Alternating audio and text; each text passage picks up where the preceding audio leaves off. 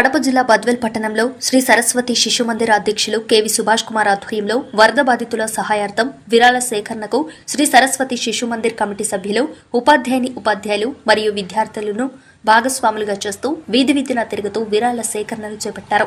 ఈ సందర్భంగా వారు మాట్లాడుతూ ఇటీవల జరిగిన విపత్తులో విజయవాడ ప్రజలు విలవిలలాడారని, సర్వం కోల్పోయారని ప్రభుత్వం స్వచ్ఛంద సేవా సంస్థలు చేస్తున్న దానికి స్పందిస్తూ మేము సైతం అనే నినాదంతో మా వంతు బాధ్యతగా మన ప్రాంతంలో వరద బాధితులకు ఈ కార్యక్రమాన్ని చేపట్టామని, స్థానిక ప్రజల సహకారంతో వరద బాధితులకు మా వంతు బాసటగా నిలుస్తామని వారన్నారు. ఈ కార్యక్రమంలో రామకొట్టి రాజు, ఆర్ఎస్ఎస్ సంఘం చాలిక్ కమిటీ నంబర్లు శ్రీనివాసులు, వెంకట శివనంద, ప్రధానోపాధ్యాయులు శ్రీనివాస్, టీచర్, ఉపాధ్యాయులు మరియు విద్యార్థులు తదితరులు పాల్గొన్నారు.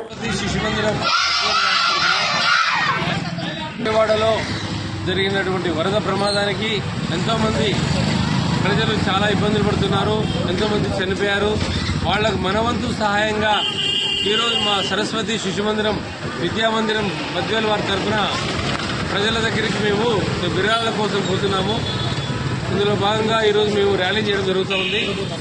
ఈ విరాళాలను సేకరించి మేము విజయవాడ వరద బాధితులకు మేము అందిస్తాం. మా సరస్వతి విద్యామందిర్ అధ్యక్షులు, మా ఉపాధ్యాయ బృందము, మా కమిటీ మెంబర్లు శ్రీనివాసులు గారు, విద్యార్థులు అందరూ కూడా పాల్గొన్నాం.